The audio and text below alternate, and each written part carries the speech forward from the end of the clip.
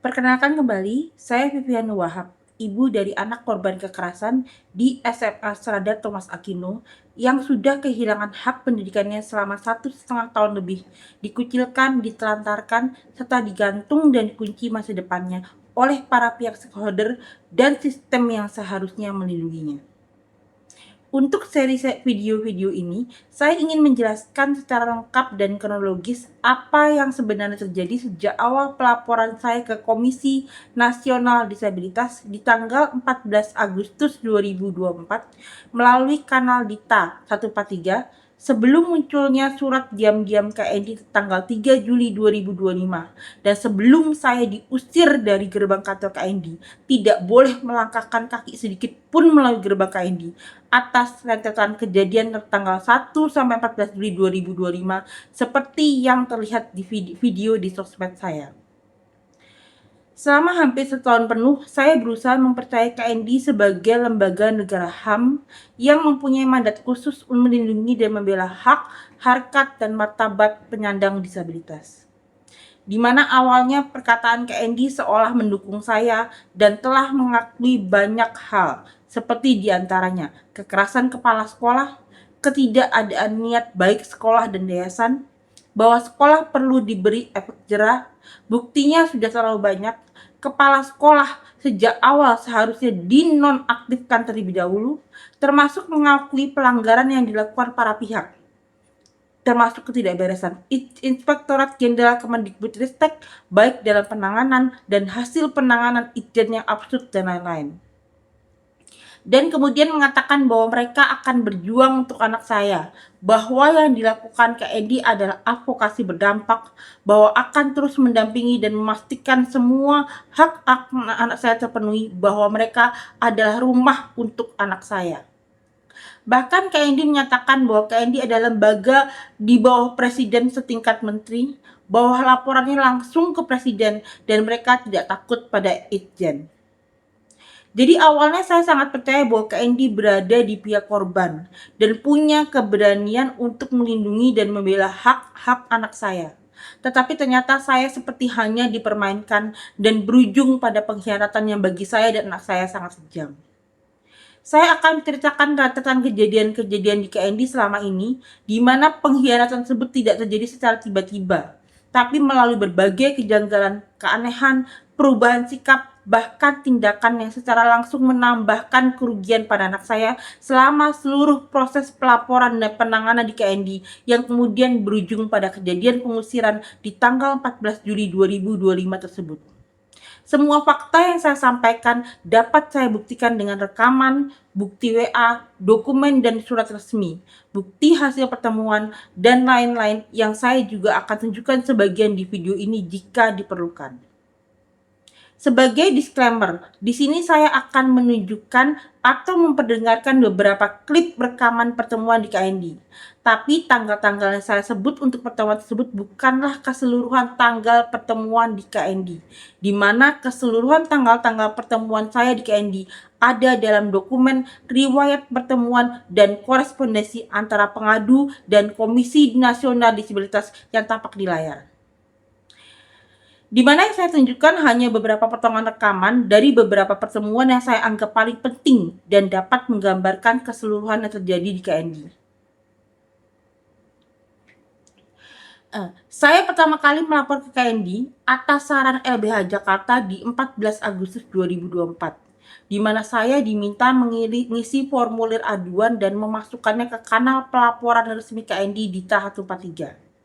Saya memasukkan kronologi yang diminta dalam bentuk link Google Drive karena isi pelaporan saya terlalu panjang, di mana saya juga memberikan ke KND screenshot kanal pelaporan Itjen dengan nomor bintang 245535 dan memasukkannya ke Dita 143. Tapi pertemuan langsung dengan staf komisioner KND baru terjadi sekitar awal September 2024.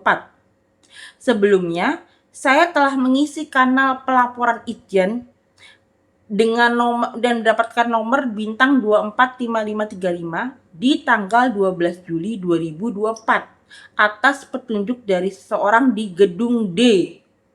Kemudian saya melakukan pertemuan langsung di Inspektorat Jenderal Kemendikbudristek pada tanggal 22 Juli 2024. Tapi kemudian ada ancaman dari pihak sekolah di tanggal 23 Agustus 2024 bahwa Itjen menjadi backingannya. Dan pada saat itu sudah terjadi banyak kejanggalan, keanehan, dan tindak lanjut yang tidak benar oleh Itjen. Sehingga LBH Jakarta menyarankan untuk saya meminta KND sebagai lembaga Rintek Sektor Dalam PKSP untuk membuat surat ke Itjen. Seperti untuk membuat Itjen mengetahui bahwa KND telah terlibat dan KND bisa mengawasi kinerja Itjen, mengintervensi sehingga Itjen diharapkan akan lebih berhati-hati dan tidak bertindak sewenang-wenang. Saat awal saya bertemu dengan staf KND, mereka seolah menyetujui saran LBH tersebut dan mengatakan akan langsung mengirim surat ke Itjen. Kemudian dalam pertemuan dengan staf KND dan komisioner KND di tanggal 9 September 2024, KND memberi kesan bahwa mereka seolah sudah bersurat ke Itjen dan tinggal menunggu jawaban dari Itjen. Suratnya sudah dilayangkan ke sana? Ke Itjen ya? Sudah. Sudah? Ke Itjen? Iya, kata pas ibu sore-sore datang itu. Oke. Belum ada jawaban? Belum. Itu tanggal berapa? Baru datang ke sini tanggal berapa? Rabu kemarin. Kemarin. 4 September. 4 September? Iya. Oke, nanti kamu ingetin ya. Itjennya bilangnya nggak mau, jadi maunya di Itjen aja atau di tempat yang Tangerang Selatan, dengan mereka yang milih tempatnya karena mereka mau di tempat tutup ya. Saya tambah takut gitu. Sedangkan message yang itu kalau di-delete, untung kita tadi begitu itu sudah kita screenshot. Jadi Itu tanggal berapa misalnya? sekarang tadi kan saya lihatin kan, jadi ya, Baru. saya buka lagi, Kamu kirim surat kapan? Hari Rabu? Rabu lalu? Iya. Kayaknya dia baru terima itu, makanya dia perhatian. di-delete tadi kan buat kan delete. Coba. Untung kita udah screenshot Kamu gitu. hubungi, suruh dia kontak ke sana. Iya. Perkembangannya gimana? Jadi ibu yang berinisiatif sendiri ke sana, ke Itjen sama surat dari kita itu gimana ininya, pola. Kalau memang butuh ini nanti solusinya gimana, kan ibu kan punya barrier, ya kan mesti diperhatikan juga. Jadi kayak anak saya itu kayak gitu dia dimain-mainin, mentang-mentang mungkin mereka pikir emang saya ibu rumah tangga ya nggak tahu apa-apa gitu. Jadi nggak tahu sama sekali tentang harusnya bagaimana. Jadi kayak dimain-mainin terus. Jadi kayak diulur waktu. Sedangkan kemarin anak saya sudah 2 kali masuk IGD. Gara-gara yang pertama karena sesak napas, yang ya tanggal 17 Agustus, yang kedua baru kemarin, hari Sabtu kemarin masuk IGD lagi karena dia kepalanya sakit banget, kenceng banget, sampai harus diinfus painkiller sama obat satu lagi. Jadi ada 2 infusnya. Berarti kapan nih kirim? Hari Rabu. Sini senyap. Iya, Rabu sore. Hmm, Tapi Rabu. kirim lewat WA, Kak. Belum Ke siapa? kirim online. Siapa? Langsung. Ke dirjennya. Belum ada jawaban. Jadi tadinya Itjen tuh awalnya sudah bilang, Bu, senyap ya. Jadi saya tuh nggak boleh ngomong siapa-siapa, nggak boleh lapor ke siapa-siapa gitu. Jadi itu rekamannya juga. Jadi saya punya bukti banyak itu bahwa mereka melakukan banyak pelanggaran, termasuk saya kan tadinya kan yang kekerasan anak saya diancam ngulang itu atas katanya dinas atas persetujuan Itjen. Nah makanya mereka sekarang nggak berani bilang anak saya ngancam ngulang. Kenapa? Karena LBH udah bilang itu termasuk Kekerasan. melanggar, iya, dan itu termasuk melanggar fisik berlanjutan. Ya, kamu telepon dia untuk tanya ke Itjen surat itu gimana, supaya tahu nanti jawaban nama itu gimana baiknya dalam konteks pertemuan dengan Itjen. Ya, paham. Oke, mungkin saya sudah dapat inti dari itu. Memang ini lagi berprogres, surat juga sudah dilayangkan. Nanti berkomunikasi kan sama ibu, updating kalau ada informasi terupdate seperti apa. Termasuk juga nanti surat yang akan dilayangkan ke multi stakeholdernya. Karena ini kan banyak pihak ya, termasuk datang ke sini, gitu. Nah tadi ketika berbicara struktur penyelenggara pendidikan sendiri, ibu sudah sampai ke Itjen, kan? Bahkan kami sudah bersurat, kami belum dapat jawaban surat itu kan, belum dapat. Saya minta 1-2 hari ini follow up jawabannya apa. Jadi dari pembicaraan ini bisa dilihat bahwa seolah mengesankan bahwa KND sudah berkirim surat ke Itjen sejak Rabu sebelumnya dan tinggal menunggu jawaban dari Itjen melalui staf KND. di mana dalam pertemuan ini saya telah bercerita beberapa atas berbagai kejanggalan, pelanggaran, dan ancaman dari Itjen.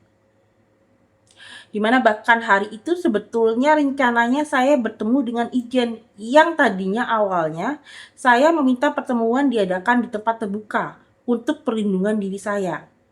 Tapi kemudian dibatalkan mendadak oleh Itjen dengan alasan yang menurut saya tidak masuk akal. Bahkan kemudian Itjen memberikan WA yang untuk meminta pertemuannya diadakan di tempat tertutup yang dipilih mereka. Tapi kemudian message itu di-delete. Sehingga membuat saya merasa insecure dan langsung melapor ke KND di hari itu juga. Jadi hari itu sebetulnya saya tadinya tidak rencana ke KND. Jadi pertemuan dengan komisioner KND saat itu tidak dijadwalkan. Kronologi yang kami alami dengan Itjen di mana banyak terdapat keanehan, kejanggalan, dan pelanggaran terjadi, termasuk adanya indikasi maladministrasi berat, pelanggaran wewenang, abuse of power, obstruction of justice dengan indikasi konflik of interest akan saya paparkan di video selanjutnya, di mana semua itu telah diketahui oleh KND. Tapi ternyata kemudian tanpa penjelasan apapun kepada saya, ternyata surat ke Itjen tersebut tidak pernah dibuat atau dikirimkan. Dan selama itu saya berkali-kali diminta atau ditawarkan untuk mau melakukan mediasi dengan sekolah atau yayasan. Meskipun saya sudah berkali-kali dengan tegas menolaknya dan menerangkan kenapa saya menolak berdasarkan dampak yang saya terima akibat mediasi yang sudah pernah dipaksakan, termasuk merujuk pada peraturan PPKSP yang dengan tegas melarangnya.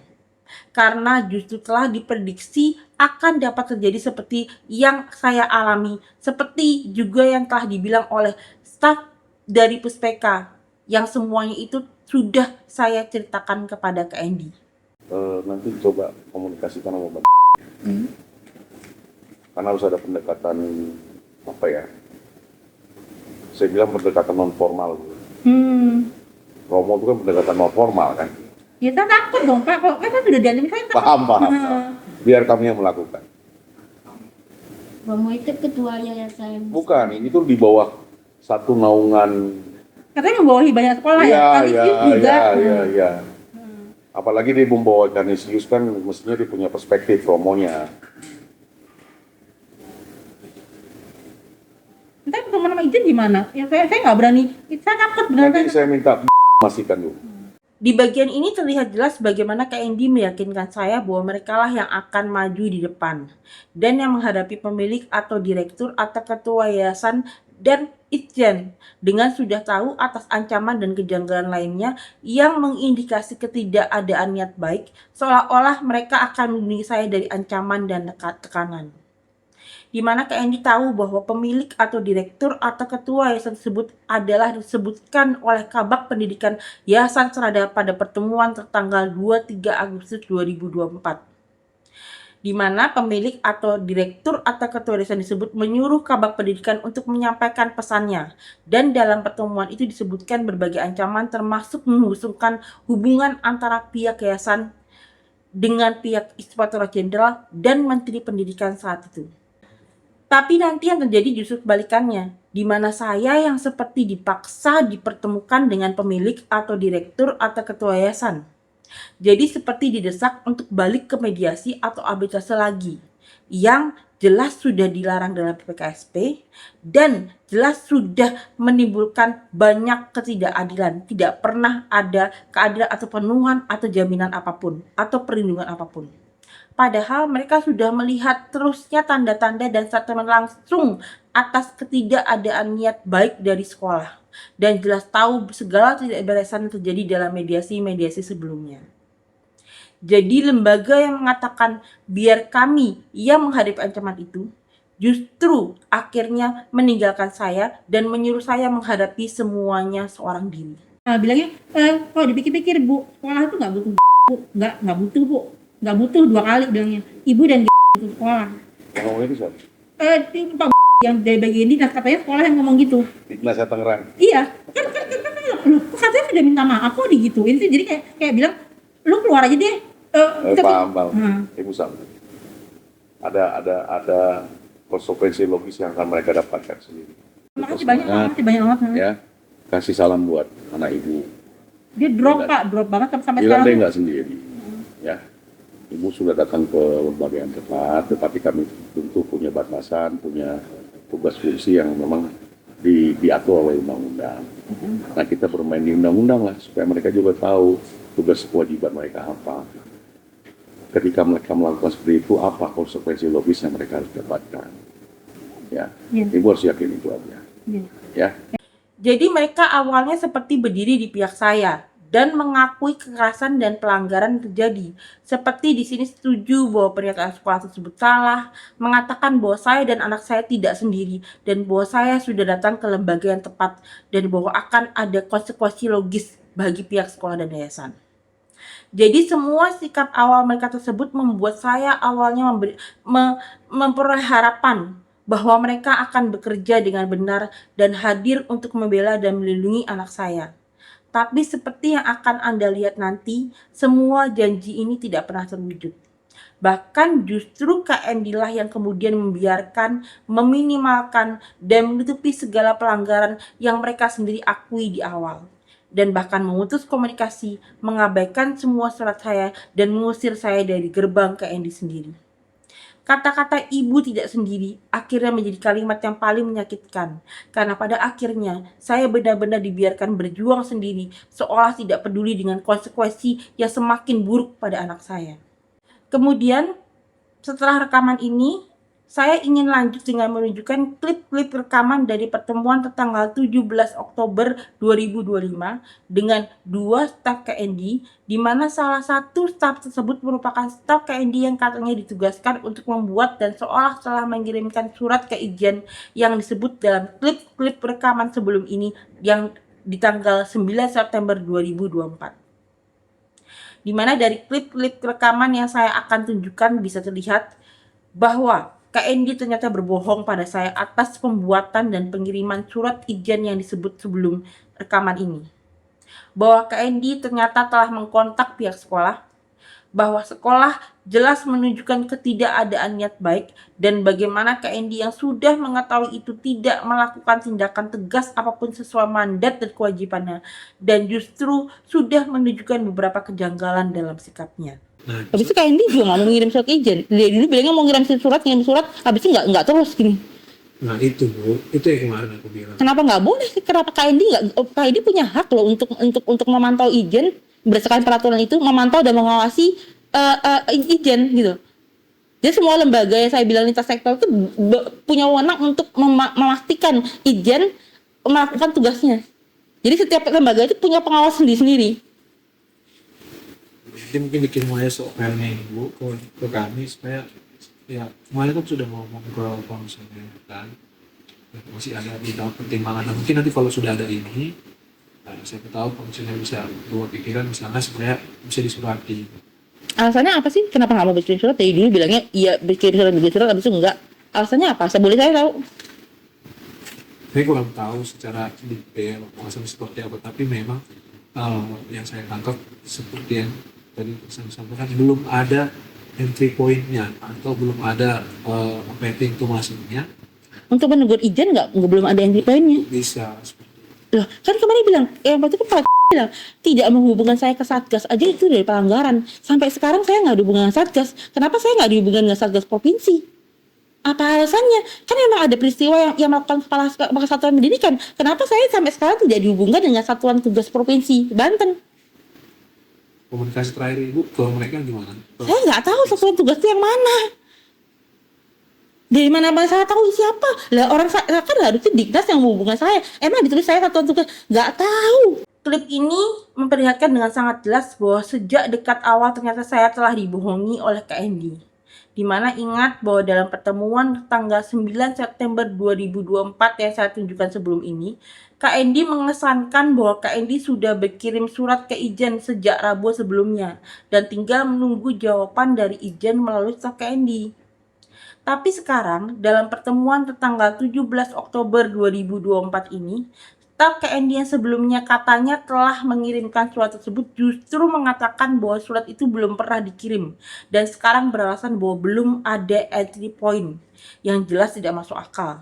Apalagi dengan mereka sudah tahu jelas atas pelanggaran izin dan bahwa sedang dalam penanganan izin dan tidak pernah di bring up dalam pertemuan sebelumnya. Sekali lagi, padahal dasar intervensi KND sudah ada sejak awal, yaitu KND menerima laporan resmi saya melalui kanal Dita 143, dan bahwa KND sudah menerima kronologi, penjelasan, bukti, dan mengetahui pelanggaran dan kejanggalan yang terjadi, yaitu pelanggaran yang dilakukan oleh Itjen, di mana KND memiliki mandat dan tanggung jawab sebagai lembaga lintas sektor untuk saling berkoordinasi dan mengawasi dan memastikan berjalannya dengan benar implementasi PKSP, termasuk mengawasi dan menegur pihak Itjen. Ironisnya, pada saat Itjen sudah jelas-jelas menunjukkan ketidakberesan, tindakan tidak netral, dan terindikasi melindungi pihak sekolah dan yayasan, KND justru diam dan tidak melakukan intervensi apapun. Ketika saya menanyakan bahwa kenapa saya tidak dihubungkan dengan Satuan Tugas Polisi Banten seperti yang diwajibkan dalam PPKSP, KND justru balik bertanya kepada saya. Padahal saya justru orang awam harusnya lebih tidak tahu dari KND. Dan KND lah yang harusnya memberikan informasi kepada saya, mengarahkan ke arah mekanisme yang benar, dan menghubungkan kepada lembaga di mana seharusnya laporan kami ditindaklanjuti dengan benar. Di mana KND sebenarnya dapat dan memiliki mandat untuk berkoordinasi sesuai dengan PPKSP. Poin utamanya sederhana. Seharusnya bukan saya yang harus pantang-panting mengurus segala sesuatu sendirian. Lembaga negara lah kemana saya melapor yang seharusnya bekerja untuk memastikan perlindungan korban yang rentan sudah tertindas berkali-kali dan tidak berdaya. Jadi klip ini adalah salah satu bukti paling jelas atas pola kejanggalan besar dari KND sejak dekat awal. Jadi ternyata mereka membohongi saya, seperti mencari berbagai alasan untuk melemparkan tanggung jawabnya, bahkan untuk koordinasikan kembali ke saya. Meskipun mengetahui bahwa Itjen telah melakukan berbagai pelanggaran yang membahayakan anak saya. KND bukan hanya tidak bergerak, tapi juga menciptakan ilusi seolah-olah mereka sedang bekerja. Sementara pada kenyataannya mereka diam dan seolah membiarkan proses berjalan semakin merugikan korban. Nggak melakukan apapun loh. Izin aku lanjut ya. Jadi mereka juga mengakui bahwa saya itu adalah peserta didik yang sangat cerdas. Mereka mengakui dan mereka sangat terkesan dengan kemampuan intelektual. Nah, tapi memang ketika ada situasi-situasi yang terkait dengan kedisabilitasan, memang mereka nggak pernah atau mungkin nggak pernah mengetahui atau nggak pernah belajar atau belum berperspektif disabilitas. Makanya ketika terjadi kejadian itu, mereka mengaku mereka nggak mampu bagaimana menyelesaikan masalah itu sehingga terjadi pelanggaran seperti itu. Sehingga sebagaimana dikatakan Pak ya baik, kalau memang kami salah, kami siap terima, silakan dilaporkan, silakan digugat, dan kami juga sudah siapkan pembelaan terkait dengan itu. Nah, izin nih. Nah, tetapi mereka itu mengakui kesalahan dalam arti itu seperti yang saya tadi bilang, memang dari awal sekolah ini didesain untuk orang-orang yang non-disabilitas, sehingga ketika ada kejadian-kejadian seperti ini, mereka tuh gamang, mereka itu gagap, nggak tahu bagaimana. Pak, psikolognya proses. sudah kasih surat itu saya kasih dari awal, Pak. Dan psikolognya bilang waktu itu silahkan dikasih nomor telepon psikolog kalau mereka mau nanya boleh, dan saya sudah bilang saya sudah ngasih tahu Bu yang ini harus dilakukan. Mereka bukannya nggak mau, gagap, mereka arogan, tidak mau mendengar saya punya rekamannya semua loh. Jadi kepala sekolah tidak pernah mau mendengarkan maunya, jadi makanya ada rekaman. Nggak bisa Bu, Bapak maunya A, kita harus A. Bapak maunya B, kita harus B. Artinya memang dari awal dia terlalu arogan. Jadi dia merasa kalau orang tua murid yang ngasih usul atau ngasih itu, dia nggak mau dengar. Pertama, dari perkataan mereka sendiri, terlihat jelas bahwa sekolah mengetahui dan mengakui bahwa anak saya adalah peserta didik dengan potensi luar biasa. Mereka tahu persis kemampuan akademiknya dan mereka mengakui itu di depan KND.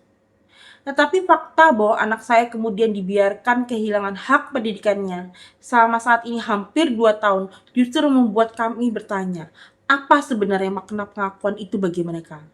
Karena sebagai lembaga pendidikan yang benar tidak akan membuat anak berbakat justru kehilangan masa depannya. Di depan KND, sekolah selalu berdalih bahwa mereka seolah belum berperspektif disabilitas dan gamang.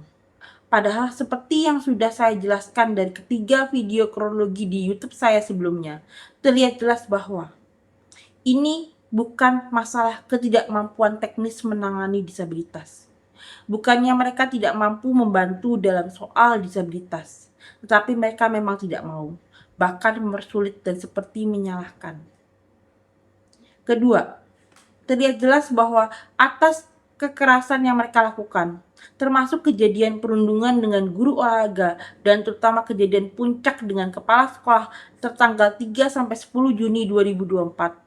Konteks kekerasan terjadi sama sekali tidak berhubungan dengan apakah mereka paham cara menghandle atau belum berperspektif disabilitas. Karena semua kejadian itu kalau dilakukan pada peserta didik non-disabilitas pun tetap merupakan perundungan dan kekerasan berlapis. Di mana status disabilitas anak saya hanya merupakan faktor atau hal yang memberatkan. Karena dilakukan dengan pengetahuan penuh atas kerentanan psikis anak saya dan mengindikasikan persekusi itu dilakukan atas motif diskriminasi, tapi dengan cara yang kejam dan menghancurkan. Tapi anehnya juga, dalam seluruh dokumen-dokumen sekolah, KND, dan hasil penanganan izin dipaksakan, status disabilitas anak saya seolah seperti dihapus, tidak pernah disebutkan. Juga pengakuan terhadap potensi anak saya juga tidak pernah dicantumkan, seolah-olah mereka sengaja menghilangkan konteks-konteks yang bisa memberatkan mereka. Dari rekaman ini saja, terlihat juga bahwa pihak sekolah malah menunjukkan sikap defensif dan permusuhan dengan mengatakan, silakan dilaporkan, silakan digugat, kami sudah siapkan pembelaan. Kalimat ini bukan kalimat seorang pendidik atau lembaga pendidikan yang benar. Ini adalah bahasa institusi yang sudah memposisikan saya yang adalah orang tua korban sebagai lawan hukum. Jadi seperti menantang dengan mengatakan bahwa mereka sudah menyiapkan pembelaan hukum, artinya ada tim hukum dan pengacara untuk menghadapi saya di pengadilan. Memposisikan saya sebagai lawan, bukan sebagai pihak korban yang seharusnya mendapatkan perlindungan, jaminan pemulihan, dan pemenuhan haknya. Padahal sebagai satuan pendidikan, kewajiban mereka adalah menjalankan mekanisme administrasi PKSP yang cepat, di mana di dalam PPKSP penyelesaian kasus kekerasan harus memastikan kepentingan terbaik untuk anak, di mana penanganan administrasi didahulukan dan harus selesai cepat dalam 1-2 bulan untuk memastikan hak dasar anak tidak dirugikan, termasuk keberlanjutan pendidikan bagi anak. Perilaku tenaga pendidikan atau kepala satuan pendidikan wajib dinonaktifkan sementara demi keamanan anak. Jika sekolah benar-benar peduli pada anak, apakah mereka akan langsung bicara dengan pembelaan hukum? Itu tidak menolong anak, tidak memulihkan haknya, tidak memberikan keberlanjutan pendidikan secepatnya, tidak memberikan jaminan perlindungan, tidak memberikan kenyamanan, dan tidak membuat solusi aman dan adil. Jadi ketika sekolah mengatakan hal tersebut, itu menunjukkan bahwa sekolah tidak menunjukkan penyesalan. Sekolah tidak memiliki niat untuk pemulihan keberlanjutan pendidikan secepatnya dan perlindungan bagi anak saya. Dan sekolah tidak peduli atas kerugian yang akan terus menumpuk pada anak saya selama proses yang panjang. Kalau mereka peduli, mereka akan menjalankan mekanisme administrasi yang cepat sesuai dengan PKSP yang menjadi kewajiban mereka. Bukan menantang saya untuk melawan mereka dan memaksa saya untuk masuk ke jalur pengadilan yang panjang jika saya ingin mendapatkan keadilan. Padahal mereka tahu persis bahwa waktu adalah faktor yang paling merugikan bagi perkembangan pendidikan, tumbuh kembang, psikososial, dan kesehatan mental anak saya.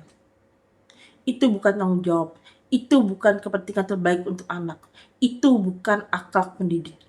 Itu adalah intimidasi dan akal korporasi yang hanya ingin menang perkara, bukan melindungi, bukan memulihkan, bukan memperbaiki, dan tidak peduli terhadap dampak yang terus-menerus bertambah pada anak. Analoginya, kalau seorang dokter membuat kesalahan dan pasiennya terluka, dokter yang bertanggung jawab akan segera menolong dan memperbaiki. Tapi bayangkan dokter itu berkata, silakan gugat saya sudah siapkan pengacara. Sekolah bertindak bukan sebagai lembaga pendidikan, tapi sebagai institusi yang hanya ingin melindungi reputasi dan kekuasaannya tanpa kepedulian sama sekali pada korban. Masalahnya, KND tahu semua ini sejak awal. Mereka tahu sekolah tidak berniat memperbaiki dan malah mengambil posisi defensif dan mengancam. Tetapi alih-alih melindungi saya dan mendorong kementerian memberikan bantuan hukum dan advokasi sesuai pasal 44 PKSP, KND justru terus mendorong mediasi atau arbitrase atau bahkan mengusulkan gerak perkara sendiri, bahkan padahal saya lapor polisi aja belum.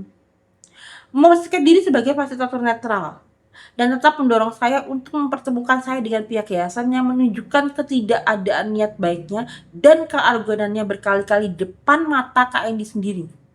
Padahal jelas posisi saya sebagai pihak korban sudah sangat lemah dan tidak setara.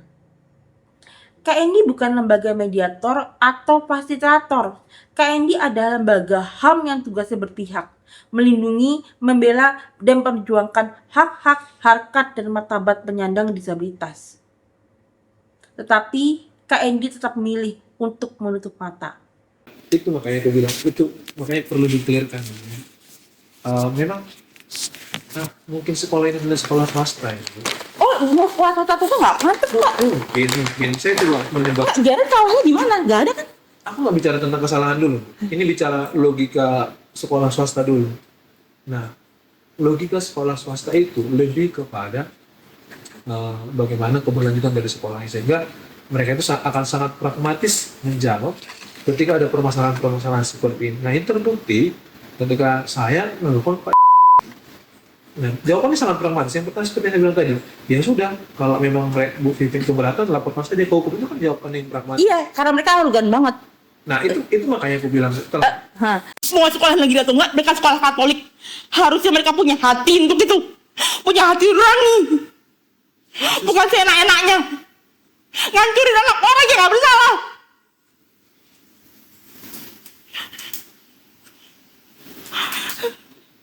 Anak itu sudah berjuang setiap hari day by day dan sudah hampir berhasil. Sebelum 10 hari itu, sebelum ujian dihancurkan sampai sekarang. Sampai anaknya terancam putus sekolah. Kemarin aku udah sampai bilang, bisa nggak Pak kepala sekolah yang dipecat? Aku sampaikan sejak. Dan memang menurut peraturan harus dipecat. Nah, itu menurut mereka seperti ini. Kami ini swasta, kami punya ADRT tersendiri yang punya mekanisme bagaimana untuk memecat seseorang. Nah, dalam penghemat kami dan tim hukum Yayasan Strada belum ditemukan kesalahan yang serius, sehingga tidak pokoknya argumennya seperti apa. Dan tapi mereka mengatakan Belum ditemukan kesalahan serius. bukan itu. Mereka ada argumen yang lain, tapi mereka mengatakan belum mampu sampai kepada tahap memberhentikan kepala sekolah. Jadi sampai anak saya tuh damage sampai depresi berat, mengalami trauma psikologis berat, belum menemukan kesalahan serius untuk memecat kepala sekolah. Bukan itu. Hebat banget ya. Kan sudah ku anulir. Bukan itu yang ku maksud. Mereka itu dalam regulasinya terkait dengan permasalahan-permasalahan yang seperti ini, itu mereka merasa sanksi yang diberikan kepada sekolah belum sampai ke tahap memberhentikan. Dari ketiga klip-klip sebelum ini, sebenarnya sudah terlihat dengan sangat jelas bahwa KND sejak awal mengetahui dua hal penting, yaitu pertama, ini menegaskan kembali bahwa KND tahu bahwa sekolah tidak memiliki niat baik sama sekali. Dimana ketika bicara dengan KND, sekolah menjawab secara arogan bahwa kalau keberatan silahkan lapor hukum. Ini bukan bahasa lembaga pendidikan yang katanya tidak akan mencederai anak murid. Ini adalah bahasa institusi yang ingin menekan dan mengintimidasi. Namun KND seperti tidak menjadikan ini sebagai tanda bahaya. Justru mereka mulai membangun framing bahwa sekolah swasta itu pragmatis, lebih memikirkan bagaimana keberlanjutan sekolahnya, dan seolah menormalisasikan ini sebagai logika sekolah swasta, seolah-olah kekerasan, perundungan institusional, dan penelantaran bisa dijelaskan dan dimaklumi sebagai kepragmatisan sekolah swasta.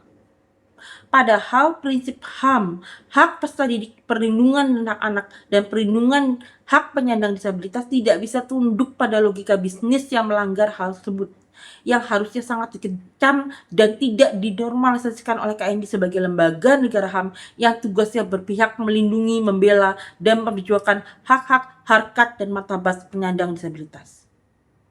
Kedua, dari rekaman ini KND juga menyampaikan bahwa yayasan merasa bahwa kekerasan yang dialami anak saya berdasarkan regulasi atau aturan internal mereka sendiri belum merupakan kesalahan serius untuk memberhentikan kepala sekolah.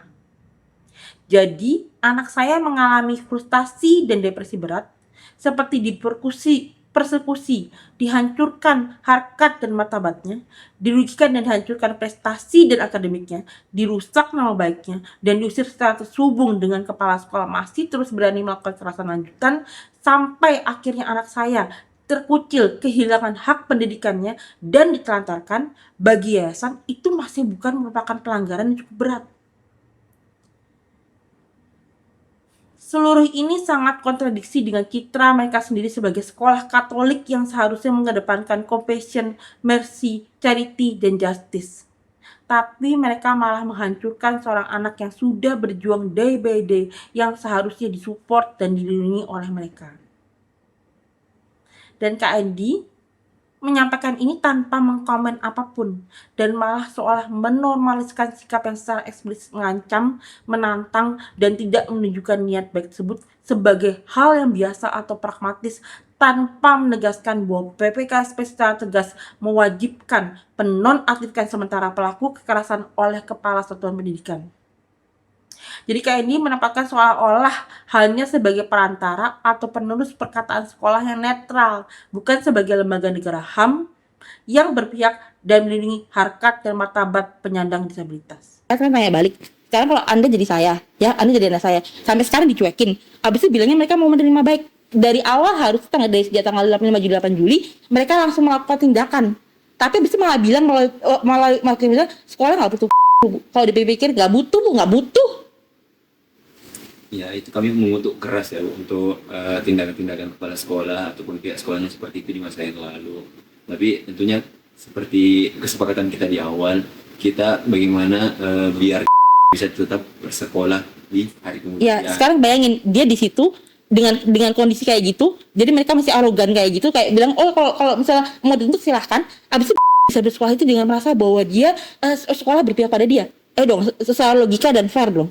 Sekarang gini, supaya kami merasa bahwa kepala sekolah pantas ditindak nggak sih?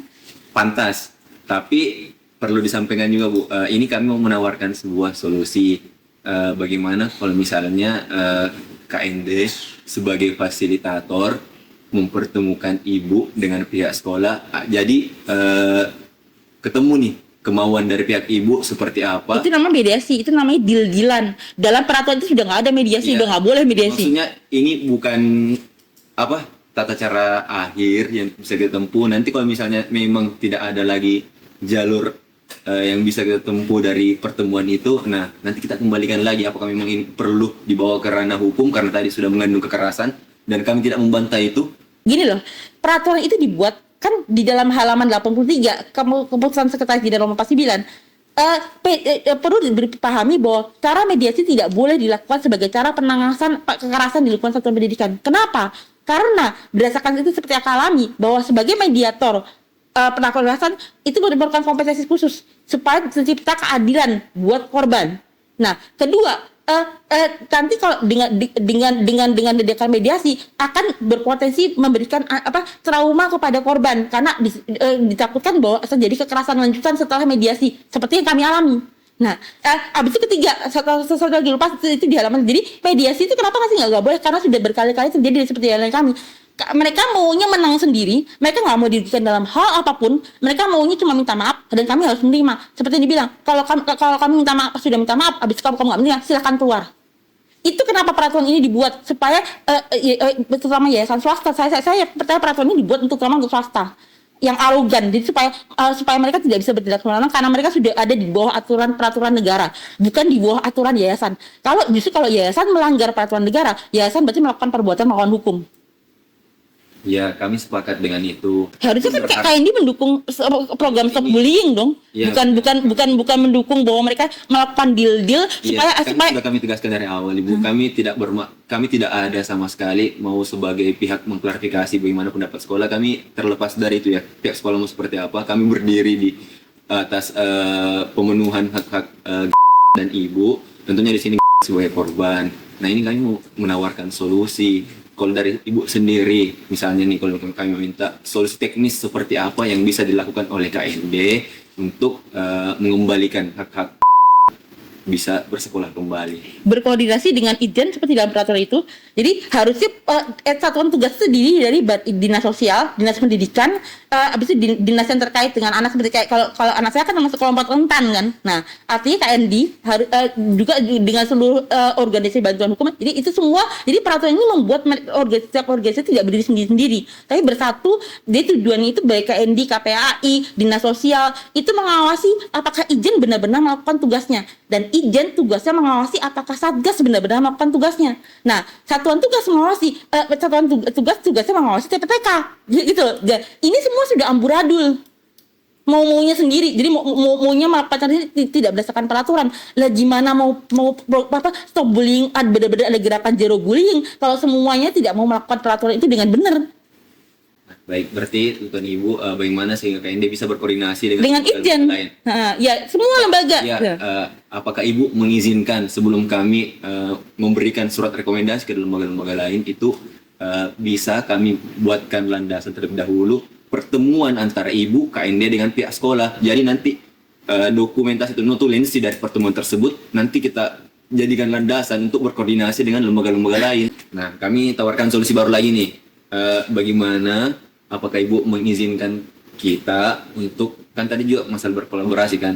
Nah, setahu kami ya Bu, kita bisa berkolaborasi dengan KPAI, tentunya dengan Kemen PPPA yang punya fungsi implementatif terhadap bisa mengintervensi lah setidaknya. Tapi sebelum kami mencoba untuk berkolaborasi dengan KPAI dengan Kemen PPA, apakah memungkinkan untuk kami memfasilitasi terlebih dahulu Ibu bertemu dengan pihak sekolah, kemudian dari pertemuan tersebut kan pasti ada dokumen yang tercipta, bagaimana tuntutan Ibu, bagaimana kemudian posisi dari pihak sekolah. Nanti kami gunakan dokumen itu untuk menyurati lembaga-lembaga ini untuk ayo kita bersama-sama berkoordinasi bagaimana mencari jalan keluar dan memulihkan hak pendidikan dari. Ya, baik Bu. Mungkin itu tadi karena sudah tertutup di sini untuk kemungkinan bertemu antara Ibu dengan pihak sekolahnya. Sedangkan kalau misalnya kita relasikan dengan tugas fungsi lembaga, sebenarnya yang paling cocok ya Bu, itu tadi. Terus ada solusi kedua lagi nih Bu. Ini solusi dari Dan saya yang menurut Anda keterlaluan nggak? Sampai sekarang katanya dicuekin, Iya. nggak ada pemulihan. Habis saya suruh menerima bahwa mereka mau sampai sekarang setelah ditelantarkan sampai sekarang nih, Iya. habis itu mereka mau bilang kalau mau menerima, kalau mau ini Ibu harus mau seperti arogan nggak? Itu terlalu arogan loh, benar. terlalu merendahkan orang. Benar Bu. Kami tidak membantah itu. Memang kami tidak, perbuatan pihak sekolahnya tidak mencerminkan untuk itikat baik dengan tadi yang seperti kemauan Ibu, setidaknya memberikan perhatian ke anaknya tidak ada. Itu kami Ada bukti dia aja, silakan dilihat. Iya, kami tidak membantah itu dan kami setuju dengan pernyataan Ibu, posisi Ibu kami setuju dengan itu, kami bekerja dengan itu. Nah, ini ada solusi kedua. Ini mungkin solusi sifatnya lebih ke saya pribadi ya Bu. Apakah Ibu membuka kesempatan untuk Ibu melakukan gugatan itu baik secara pidana ataupun perdata dengan menyasar pihak sekolah. Nanti alas hak ataupun alas gugatan Ibu baik dari pihak polisi dalam hal ini pidana itu nanti bisa menjadi pegangan kami untuk bersama-sama dengan Ibu memberikan rekomendasi tembusannya itu sampai ke pihak Kemendikbud dan pihak sekolahnya tentunya. Karena kalau misalnya tidak ada seperti itu, kami akan sulit kemudian bisa mengintervensi dari kasus ini.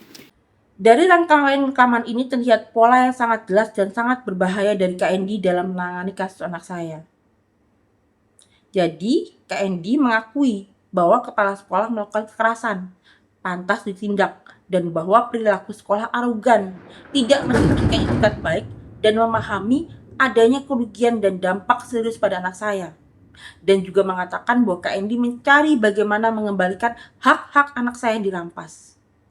Tapi, meskipun mereka tahu semua itu, dan telah tahu bahwa mediasi secara tegas telah dilarang dalam PPKSP karena berbahaya bagi korban karena syarat dengan relasi kuasa, seperti yang telah terbukti dalam mediasi sebelumnya, KND justru berkali-kali tetap memaksakan saya untuk bertemu kembali dengan pihak sekolah atau yayasan dengan berbagai macam istilah dan alasan. Seperti contohnya hanya untuk fasilitasi, untuk bisa punya dokumen atau notulensi, sehingga baru kemudian bisa punya landasan untuk berkoordinasi dengan lembaga lain dan lain-lain. Saya sudah berkali-kali menjelaskan kepada KND bahwa mediasi sangat melukai kami, dan bahkan saya mengutip langsung pasal dalam peraturan. KND berkata mereka sepakat, tapi anehnya mereka terus mengulang tawaran yang sama. Padahal KND sebagai lembaga lintas sektor dalam PPKSP justru mempunyai kewajiban untuk berkoordinasi dengan lembaga lintas sektor yang lain sesuai kebutuhan. Dan untuk memastikan implementasi PPKSP dalam arti tidak melakukan mediasi ditegakkan. Bahkan nantinya komisioner KND sendiri mengatakan bahwa landasan KND bergerak adalah adanya pelaporan di kanal pelaporan resmi KND yaitu Dita 143. Artinya soal seperti KND tidak mau menjalankan tugasnya kecuali saya terlebih dahulu duduk satu meja dengan pihak yang telah berulang kali terus melakukan pelanggaran berat, kekerasan, lanjutan, intimidasi, ancaman, dan bahkan jelas menunjukkan ketidakadaan niat baiknya, ketidakadaan peduliannya, dan memberikan ancaman lagi di depan KND sendiri. Ini bukan perlindungan. Ini seperti memaksa korban masuk ke situasi berbahaya hanya demi kenyamanan institusi. Padahal sebelumnya KND sendiri yang mengatakan bahwa mereka akan menghadapi pihak sekolah, yayasan, dan Ijen. Lebih parah lagi ketika saya menolak karena saya ingin KND menjalankan mandat perlindungan disabilitas, KND justru menawarkan solusi kedua, yaitu menyuruh saya menggugat secara pidana atau perdata tanpa pendampingan apapun dari KND. Jadi seperti saya disuruh jalan sendiri kembali padahal sudah melapor secara resmi ke KND. Jadi bukannya menggunakan kewenangan lembaga negara, mereka justru mendorong pihak korban yang sudah perjuangannya terus-menerus terhambat dan terus ditindas karena adanya relasi kuasa dan konflik of interest dari pihak pelaku dan pelanggar, dan yang sudah mengalami kerugian yang sangat besar baik secara akademik, psikososial, psikis, dan lain-lain, seperti hanya disuruh kembali berhadapan sendiri dengan institusi besar yang bahkan dibackingi oleh pihak Inspektur Jenderal yang seharusnya melindungi. Kayak seperti saya disuruh menanggung sendiri seluruh beban hukum yang panjang, mahal, dan sangat berat. Padahal berdasarkan berbagai peraturan perundang-undangan termasuk PPKSP, visi, misi, dan tugas yang mereka ini sendiri, negara wajib hadir dan mewakili pihak korban untuk menyeimbangkan relasi kuasa antara pihak korban dan pihak pelanggar yang memiliki sumber daya, pengaruh, dan koneksi. KND seharusnya hadir secara struktural atau at least melakukan koordinasi dengan berbagai lembaga lintas sektor lainnya yang sering mereka temui, mendampingi proses dan memastikan lembaga lainnya berjalan dengan benar, dan memastikan untuk saya mendapatkan bantuan dasar seperti pendampingan, bantuan hukum, dan advokasi sesuai pasal 44 PPKSP.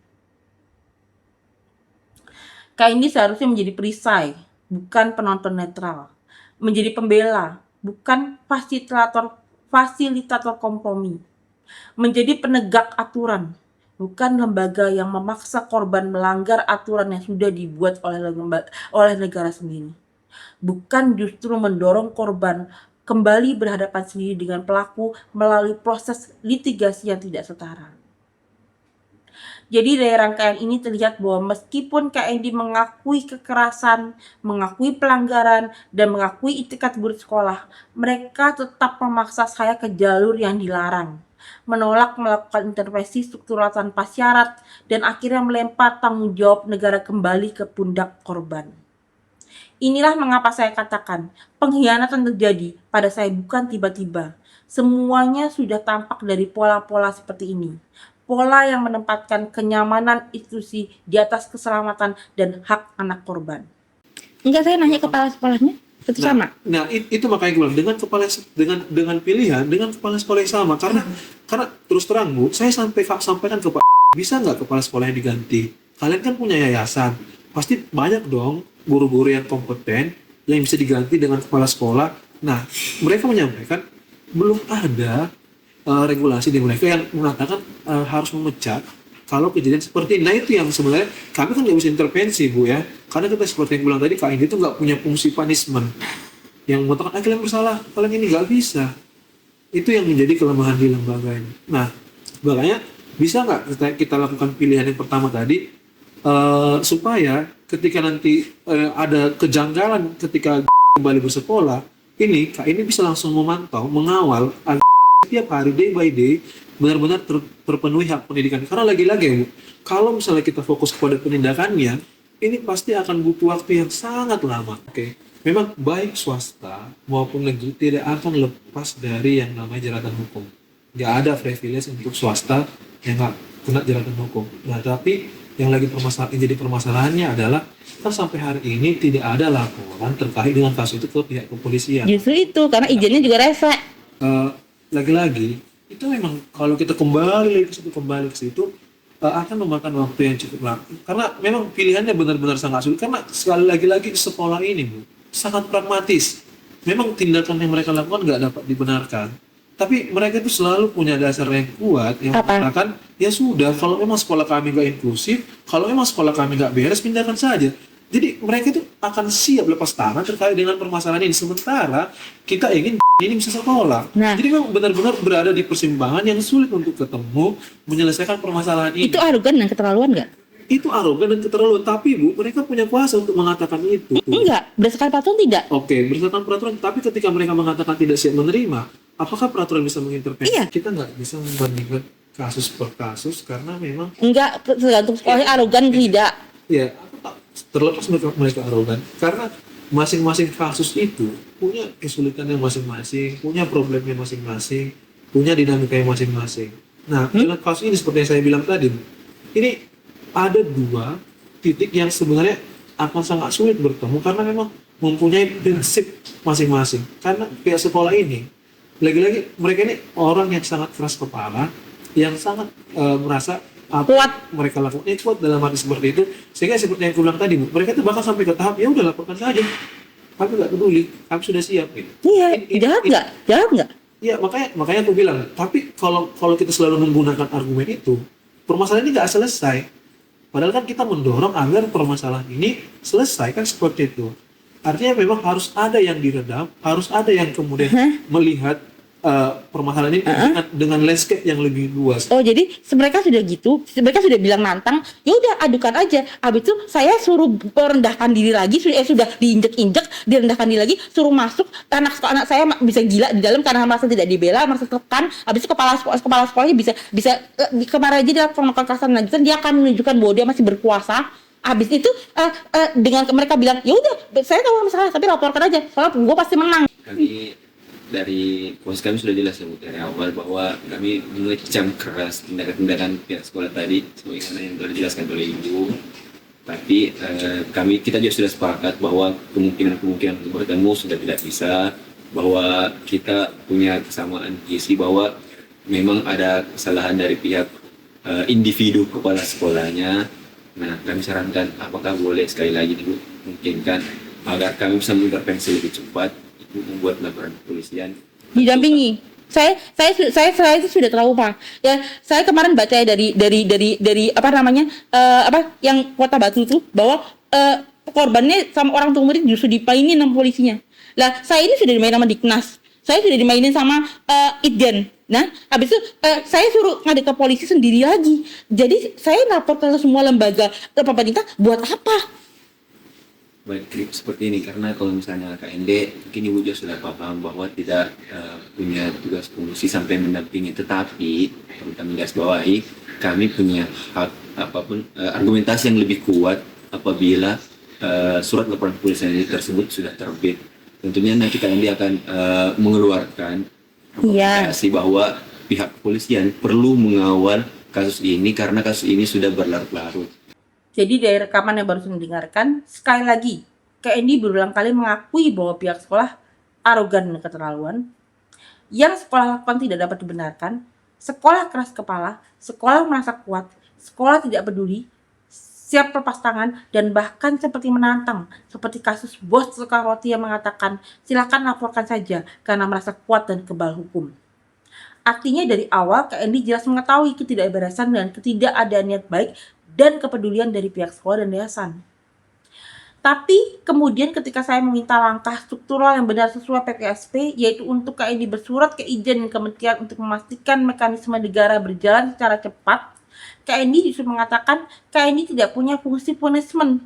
Padahal saya tidak pernah meminta KND untuk yang memberikan punishment, tapi hanya meminta KND untuk bersurat ke Inspektorat Jenderal untuk Ijen bergerak dengan benar dan sesuai PKSP, sesuai dengan fungsi KND sebagai lembaga lintas sektor dari PKSP. Kemudian KND justru seperti mengatakan bahwa KND tidak bisa intervensi, seolah tidak bisa melakukan apapun. Padahal KND jelas punya wewenang sebagai lembaga negara HAM yang membela penyandang disabilitas dan sebagai lembaga lintas sektor dalam PPKSP. Justru itulah mandat KND dan kenapa KND atau tujuan KND dibentuk. Bahkan nantinya KND mengatakan bahwa pelaporannya langsung ke presiden, seolah punya kuasa dan kekuatan, dan bahkan bilang sendiri nantinya bahwa sudah sampai ke staf ahli menteri. KND malah mengatakan seolah sekolah punya kuasa untuk menantang dan mengancam, dan peraturan tidak bisa mengintervensi kalau pihak sekolah tidak siap menerima. Jadi seolah-olah sekolah itu ada di atas peraturan, dan jika mereka tidak mau menerima atau mengikuti peraturan, KND sebagai lembaga negara tidak bisa berbuat apa-apa. Pernyataan ini sangat absurd untuk dikatakan KND sebagai lembaga negara. Tidak ada satupun peraturan yang menempatkan sekolah, termasuk sekolah swasta atau koperasi apapun, di atas hukum negara. Kewajiban KND memang bukan menghukum langsung sendiri, tetapi mengintervensi secara struktural dan memastikan implementasi PKS berjalan dan berpihak melindungi, membela harkat dan memperjuangkan harkat dan martabat termasuk hak penyandang disabilitas sampai seluruhnya terpenuhi. Bukan seolah memaklumi sikap sekolah yang pragmatis dan malah seolah menyuruh pihak korban pasrah dan kompromi, begitu pihak pelanggar menunjukkan sikap yang semakin mengancam, menantang, dan tidak menunjukkan niat baik. Dengan tahu jelas atas sekolah sudah tidak menunjukkan niat baik, KND kembali terus-menerus justru menyuruh saya mempertimbangkan anak saya kembali belajar di sekolah yang sama, tapi dengan kepala sekolah yang sama. Kepala sekolah yang melakukan kekerasan tanpa tindak lanjut pemulihan dan jaminan perlindungan hukum dan resmi apapun. Dengan yang KND bisa lakukan hanya mengawal day by day. KND jelas tidak akan mungkin bisa memantau dan day by day. Itu absurd. Atau memastikan sekolah men-treat anak saya dengan benar dengan adanya KND. Kalau terbukti bahwa pihak sekolah berani sengaja tidak mau mengikuti dan melanggar peraturan negara, berani secara eksplisit menantang, mengancam, bersikap arogan, menunjukkan keras kepalaan, tidak peduli dan tidak menunjukkan niat balik, dan pragmatis di depan mata KND sendiri. Sementara KND malah menunjukkan sebagai lembaga negara tidak bisa menindak apapun. Itu artinya sekolah tidak takut atas KND, dan artinya pengawasan KND sama juga nihil atau tidak ada artinya, hanya seperti formalitas saja. Jika sekolah saja tidak takut pada peraturan negara, bagaimana mungkin mereka akan takut pada pengawasan KND yang bahkan mengaku tidak bisa intervensi atau melakukan apapun? Itu bukan perlindungan. Itu hanya mengikuti kemauan sekolah dan menempatkan korban kembali ke dalam lingkungan berbahaya yang sudah terbukti tidak ada niat baik, tidak peduli, dan berani menghancurkan korban tanpa perlindungan nyata. Lebih buruk lagi, KND sempat menyatakan bahwa mereka tidak bisa bergerak karena belum ada laporan polisi. Padahal, sekali lagi, dasar gerak KND adalah laporan resmi di kanal aduannya sendiri, yaitu Dita 143, sesuai dengan PPKSP dan seperti juga yang diakui komisioner KND nantinya. Bahkan tanpa laporan atau adanya laporan pun KND bisa bergerak sendiri, hanya dengan melihat atau atas pemantauan di lapangan atau medsos jika mereka menilai adanya pelanggaran terhadap hak, harkat, dan martabat penyandang disabilitas, seperti yang telah sering KND lakukan sendiri. Kalaupun laporan polisi diperlukan, KND wajib mendampingi korban, bukan mendorong korban menghadapi institusi besar sendirian.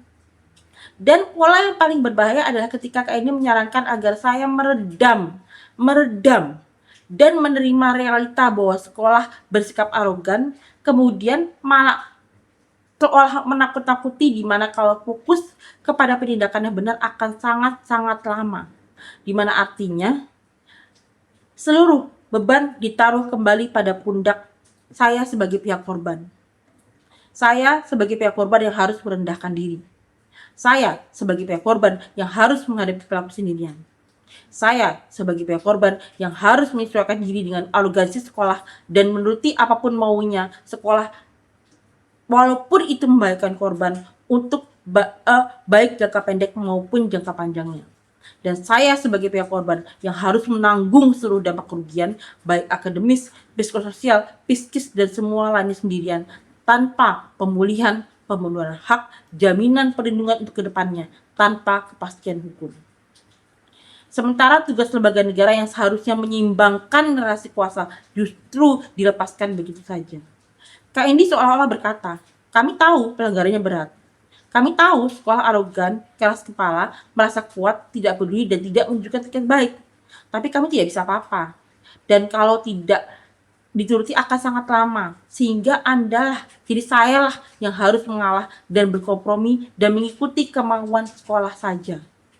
Padahal prinsip dasar perlindungan korban adalah 1. Negara berdiri di depan, bukan menyuruh korban maju sendirian. 2. Berdasarkan prinsip best interest of the child, non-diskriminasi, keberlanjutan pendidikan yang aman, dan jaminan perlindungan dan pemenuhan hak anak peserta didik dan penyandang disabilitas. Pola-pola seperti inilah yang menunjukkan kejanggalan KND sejak awal. Jadi saya tahu bahwa begitu saya lapor ke polisi, kemungkinan polisinya akan seperti terjadi di Kota Batu itu. Jadi polisinya bahwa tidak ada kasus. Habis itu mereka memaksa anak itu ada di YouTube, bukan di YouTube, di Chrome. Itu ada. Ya, jadi bilang bahwa sekolah sudah, jadi ada tanda tangan, ada surat, dipaksa tanda tangan. Habis itu orang muridnya sudah tanda tangan, padahal muridnya baru 16 tahun. Pas pakai materai itu nggak boleh kan? Nah, habis itu orang tua murid juga dipaksa tangan dan dibahas bahwa mereka tidak boleh menuntut apapun dari sekolah dan tidak boleh menuntut secara hukum atau menerima ganti rugi apapun. Itu jahat loh. Ya. Anak itu nggak ditampar sampai ditengguri, sampai habis itu dia ditonjok sampai dia melayang ke kursinya. Kita tidak membenarkan kejadian yang di Batu itu ya, Bu. Kami tidak membenarkan kejadian itu, dan itu keliru karena penyelesaiannya kekeluargaan dan bukan jalur hukum. Justru itu kenapa nggak boleh mediasi? Ya. Itu tujuan peraturan ini.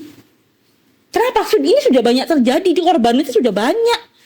Makanya dibuat peraturan itu supaya sekolah nggak bisa gitu lagi. Karena kalau misalnya kita mengambil rujukan kasus yang di Batu tadi, kemudian menutup segala kemungkinan. Pak, yang Binus tuh gimana? Yang Binus tuh yang Binus kan juga gitu. Dia selama belum diviralkan, dia sama kayak sekolah dari bulan Januari loh. Dia tuh di kasusnya tuh tanggal bulan Januari. Dia selama 6 bulan nggak sekolah, jadi dia nggak ikutin ujian. Habis itu 4 anaknya pelakunya itu masuk ujian. Begitu diviralkan, 4 anak tuh langsung diskors. Langsung. Itu kenyataannya begitu kan Pak, harus diakui juga dong. Ya, itu yang diakui bahwa yang kasus Binus, kasus beberapa kasus yang lain itu setelah viral baru jalan. Ya, perlu ada pemviralan secara media sosial. Di dalam rekaman ini terlihat dengan sangat jelas betapa berbahayanya usulan mediasi yang terus-menerus dipaksakan oleh KND kepada saya. Saya menjelaskan kepada KND contoh nyata kasus kekerasan di Kota Batu, di mana korban hanya kembali diarahkan dan dipaksakan mediasi. Mana korban yang justru dipaksa tanda tangan di atas materai, dipaksa membuat pernyataan tidak menuntut dan kasus ditutup. Ini adalah contoh kenapa peraturan PKSP melarang mediasi. Karena dengan mediasi membuka ruang bagi tekanan, manipulasi, dan pembungkaman terhadap korban karena relasi kuasa. Di mana kemudian KND sebenarnya mengakui bahwa penyelesaian ala Kota Batu itu salah. Tapi meskipun mereka mengakui bahayanya, mereka tetap memaksakan model yang sama kepada saya. Untuk saya dipertemukan lagi dengan pihak sekolah dan yayasan yang sudah berkali-kali melakukan ancaman, intimidasi, kekerasan lanjutan dan menunjukkan tidak adanya niat baik. Artinya, mekanisme negara tidak bergerak untuk melindungi korban sebelum ada tekanan publik. Pihak sekolah selalu diuntungkan oleh status quo dan relasi kuasa. Lebih jauh lagi ketika saya mention tentang kasus Binus dan Dr. Aulia, yang juga menunjukkan berbagai pola yang sama, seperti korban yang dibiarkan ditelantarkan tidak sekolah 6 bulan dan baru ada tindak lanjut dan pelaku ditindak setelah viral. KND mengakui bahwa memang seringkali kasus baru bergerak dan mendapat tindak lanjut yang benar setelah viral. Jadi mereka mengetahui bahwa tekanan publik sering menjadi pemicu agar lembaga pendidikan dan pemerintah benar-benar menjalankan kewajibannya. Namun meskipun KND menyatakan hal tersebut, pada kenyataan mereka tidak membuka jalan, tidak mendampingi, dan tidak memberikan dukungan agar suara saya dapat didengar publik. Padahal pada tahap ini, kasus masih relatif awal, belum serumit dan seeskalatif sekarang, dan jauh lebih memungkinkan untuk diselesaikan dengan cepat dengan bantuan pemangku kepentingan publik dan KND malah jadi seperti mengulur dan seperti mempermainkan saya tanpa tindakan serius, benar, dan berdampak. Padahal saya sudah berulang kali baik secara lisan maupun tertulis meminta KND untuk membantu koordinasi dengan lembaga-lembaga lintas sektor dan PKSP lainnya. Meminta KND untuk bersurat ke Ijen untuk mengintervensi Ijen seperti saran LBH sebelum Ijen melakukan pelanggaran lebih jauh yang akan lebih memperburuk keadaan. Dan untuk KND memberikan dukungan agar kasus ini bisa mendapatkan perhatian publik yang layak. Tapi semua permintaan itu akhirnya tidak pernah ditindaklanjuti. Akibatnya akses saya terhadap ruang publik dan advokasi menjadi terhambat dan kerugian anak saya terus bertambah. Jadi walau KND tahu bahwa hal dukungan publik penting dan diperlukan, tapi bukan hanya tidak membantu korban mencapai mekanisme itu, bahkan setelah diminta, tapi hanya kembali membiarkan saya berjuang sendirian. Sedangkan KND hanya seperti mengulur-ulur, mempermainkan, hingga akhirnya mengkhianati dan menatakan kembali di saat yang genting. Lagi Bu, sini sendiri itu kami cukup memahami bagaimana Ibu kesana kemarin dengan adanya surat dari LBH ini.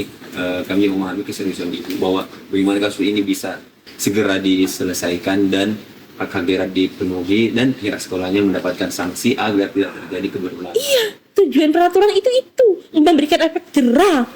Ya, benar, Bu. Tapi kembali lagi kan ada hambatan-hambatan dan batasan kami sebagai lembaga, dan itu kami tidak menjelaskan karena Ibu sudah memahami tadi bahwa sebatas kami walaupun mau menjangkau pihak sekolah tadi Enggak usah menjangkau pihak sekolah, Ijen aja, koordinasi bersatu sama Ijen. Itu dulu aja. Dengan bersatu sama Ijen, kalian bisa ngelawan sekolah. Jadi tujuan itu bukan memfasilitasi dengan sekolah, tapi apa? Bersatu sama Ijen untuk menekan sekolah. Jadi bukan korban yang ditekan. Iya. Jadi bukan korban yang ditekan, tapi sekolahnya yang ditekan dengan bersatu sama semua lembaga. Itu kan solusinya adalah itu. Nah, ini solusi konkret aja nih. Misalnya kan tadi kita sudah sepakat nih, satu bahwa untuk Ibu mendapatkan bantuan hukum pendampingan ke Ijen. Apakah Ibu berkenan kami berkomunikasi dulu ke pihak pimpinan kami bahwa kami diberikan keleluasaan sedikit untuk mendampingi Ibu datang langsung ke Ijen agar di Ijen mendapatkan bantuan hukum. Boleh. Boleh nggak dikasih waktu? Boleh. Nanti kami minta waktu. Itu pertama, tadi yang masalah itu kami minta izin dulu ke secara lembaga karena kan kami lembaga ya Bu. Kami pelaksana. Itu kalian pokja, harusnya sama-sama pokja kan? Nah iya benar. Itu berbeda Bu. Nomenklaturnya sama, tapi tugas dan fungsinya berbeda. Ya itu saran kami satu. Kami izin dulu koordinasi secara internal dari pimpinan bahwa kami diberikan keleluasaan untuk bersama-sama dengan Ibu datang sebagai lembaga nih, bukan datang sebagai individu kan. Kalau kami sebagai individu nggak ada siapa-siapa. Kami sebagai lembaga datang mendampingi Ibu ke Ijen, Ijen duduk bersama Ijen. Ibu membuka kemungkinan untuk Ijen kan? Ijen untuk memberikan bantuan hukum ke Ibu. Itu yang pertama. Tentunya kami harus membicarakan secara internal kepemimpinan kami. Kita di hari ini sudah sampai kesepakatan 2 berarti ya Bu ya. Pertama, kita sebagai lembaga dalam hal ini KND mendampingi Ibu secara luring, tentunya kami tegaskan secara luring. Luring itu? Datang langsung, Oh. luar jaringan. Tentunya datang langsung ke Ijennya bersama-sama dengan Ibu. Dengan bukti-bukti ini semuanya tentunya secara lembaga, kami tegaskan lagi secara lembaga, bagaimana kemudian Ibu bisa mendapatkan bantuan ke Ijen. Karena kalau misalnya mau proses surat menyurat lagi, ada kemungkinan Lama. ya cukup lama. Jadi bagaimana kemudian kami meminta izin terlebih dahulu secara lembaga, secara kelembagaan, bahwa perlu, ini sudah sangat perlu mendampingi ibu ke Ijen, nanti ke Ijennya seperti apa. Tentunya kami mengharap Ijennya bisa memenuhi semua itu tadi, dampingan hukum sampai kemudian memproses Keberlanjutan hukum. sama keberlanjutan pendidikan buat sehingga dia tidak demikian lagi. Bisa memperdalam itu lagi di pada saat ketemu dengan Ijennya, karena ibu sudah memahami positioning kami seperti apa. Jadi dari bagian terakhir dari pembicaraan tanggal 17 Oktober 2024 ini, di titik ini Kak Endi sudah mengakui adanya kekerasan, mengakui bahwa kepala sekolah pantas ditindak, mengakui itikat buruk sekolah, mengakui pelanggaran dan kejanggalan di Ijen, mengakui tujuannya untuk bagaimana memastikan seluruh hak-hak korban terpenuhi, mengakui perlunya sanksi efek jerah untuk mencegah keberulangan. Dan walau Kak Endi sudah menunjukkan kejanggalan seperti yang terlihat di seluruh rekaman pertemuan ini seperti saya paparkan sebelumnya, termasuk di sini terkesan enggan untuk menjalankan kewajibannya sebagai lembaga lintas sektor dari PPKSP dan kembali mencoba berlindung kepada alasan keterbatasan kelembagaan, tetapi akhirnya di sini Kak Endi telah menjanjikan tindak lanjut, seperti untuk mendampingi saya langsung ke Ijen sebagai lembaga, dengan tujuan untuk mendesak Ijen untuk saya mendapatkan bantuan hukum dan advokasi, dan mengatakan akan meminta izin pimpinan. Jadi kembali lagi mirip seperti janji awal sebelumnya, yaitu untuk mengintervensi Ijen dengan surat sebagai lembaga lintas PPKSP seperti yang seharusnya dilakukan. Tapi kemudian faktanya adalah akhirnya tidak satupun yang dijalankan. Tidak ada pendampingan, tidak ada surat, tidak ada koordinasi, tidak ada upaya intervensi. Jadi saya akhirnya hanya terus seperti dipermainkan, diberi janji, harapan, dan dukungan palsu. Pola seperti ini disebut false assurance atau perlindungan semu. Institusi memberikan kata-kata yang menenangkan untuk menunjukkan seolah mereka bekerja, padahal secara substansif mereka justru menghentikan langkah korban dan menghambat advokasi. Lembaga yang seharusnya melindungi penyandang disabilitas justru membuat ilusi dukungan, menahan langkah korban, menunda proses sampai kerugian korban semakin besar, dan menolak menjalankan kewenangan struktural yang mereka sendiri akui. Janji-janji yang pada akhirnya bukan melindungi tapi justru membuat saya diam di tempat, sementara kerugian terhadap anak saya terus-menerus bertambah. Untuk video part 2 tentang Kak Endi selanjutnya, saya akan menjelaskan mulai dari pertemuan Kak Endi di tanggal 25 Oktober 2024, di mana Kak Endi seperti kembali menghold tindak lanjutnya dalam hal ke-Inspektorat Jenderal dengan kembali menggunakan alasan tidak atau belum ada entity point secara tidak jelas. Di mana saya juga menunjukkan bagaimana sekolah berbohong kepada Kak Endi mengenai keberadaan TPK. Kemudian bagaimana Kak Endi memaksa jalur dengan membuat surat rekomendasi ke Dinas Pendidikan Provinsi Banten, di mana banyak kejanggalan, mulai dari pembuatan surat, tembusan yang ternyata tidak dikirimkan dengan alasan yang absurd seperti bahwa pihak penerima surat adalah yang mengirimkan tembusan, kemudian lampiran yang tertukar tanpa mau dibetulkan selama 5 bulan lebih, bahkan setelah didesak berkali-kali, sampai akhirnya LBH Jakarta mengirimkan surat desakan. Dan keanehan bahwa walaupun surat rekomendasi tersebut tidak pernah direspon oleh dinas, Kak Endi seolah tidak peduli dan tidak melakukan follow up apapun. Semua ini menjadi awal dari pola yang jauh lebih besar yang akan terlihat semakin jelas di part 2 nanti, dimana dalam video part 3 setelah itu saya akan menunjukkan beberapa rekaman video, di antara lain pernyataan pengakuan Wakil Ketua Komisioner Kak Endi tentang usulan gelar perkara oleh Kak Endi sendiri yang aneh, padahal saya lapor polisi belum. Bahwa Kak Endi tidak mau menjelek-jelekan kementerian atau membuka aib kementerian. Bahwa Kak Endi sebenarnya sudah sampai staf ahli menteri. Dan saya juga memaparkan keseluruh kejadian dan kejanggalan dalam tetokan pembuatan draft surat Kak Endi ke Mendikbud selama 2 bulan sebelum kejadian 1-14 Juli 2025. Dan kejanggalan dalam pertemuan di tanggal 7 Juli dan 9 Juli 2025 sebelum kejadian pengusiran di tanggal 14 Juli 2025. Terima kasih sebelumnya.